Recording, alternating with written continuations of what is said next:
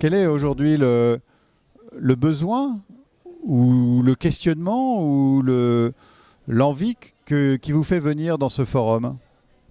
Nous venons ici pour échanger avec à la fois nos partenaires des collectivités territoriales, partenaires techniques et financiers, pour nous apporter un appui, notamment dans les différents domaines sectoriels que sont la santé, l'éducation nationale, les infrastructures routières et bien sûr la commercialisation de nos productions agricoles. Avec les difficultés que nous avons rencontrées durant ces 10 dernières années, nous sentons une paupérisation forte de la population et qui a besoin d'appui, appui direct au niveau de la commercialisation des produits, appui direct au niveau de l'encadrement justement de la production agricole, appui direct au niveau des infrastructures qui sont des infrastructures à la fois des bases sociales mais également des infrastructures économiques qui permettent d'écouler la production agricole et de valoriser justement la vente de ces productions. Est-ce que votre recherche de partenaires est dirigée essentiellement vers des collectivités locales ou, compte tenu de la diversité des enjeux que vous portez, il peut s'agir d'autres formats ou types d'organisation? Alors, notre action est menée bien sûr dans le cadre de ce forum puisqu'il s'agit de collectivités territoriales, de nous inspirer des expériences des collectivités telles que les collectivités françaises, européennes, afin de transférer justement ces expériences dans nos localités, tout en tenant compte de nos réalités bien sûr, mais également tout en nous appuyant sur l'expérience que connaissent ces collectivités.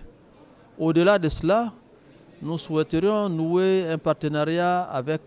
les partenaires techniques et financiers habituels, c'est-à-dire les financiers tels que l'Agence française de développement, la Banque mondiale, la Banque africaine de développement, les financiers traditionnels qui pourraient appuyer notre action au niveau de nos différentes localités dans le cadre de l'exécution de nos programmes qui s'articulent bien sûr, comme je l'ai dit tantôt, à l'appui à nos populations pour les aider à sortir donc de l'état de pauvreté en s'appuyant bien sûr sur la productivité, mais également sur l'amélioration du bien-être des populations qui constitue la réhabilitation des infrastructures sociales, la réhabilitation des infrastructures socio-économiques. Vous êtes là, Monsieur le Président du Conseil régional, pour dessiner l'avenir. Si je vous propose de faire un rêve, quel serait-il? Mon rêve pour ce qui concerne la région de Djenné, la région du Kabadougou précisément, je pourrais même aller plus loin en disant que le district du Denguélé, mon rêve c'est de voir au bout de ces 5 prochaines années, de voir donc les populations de ces localités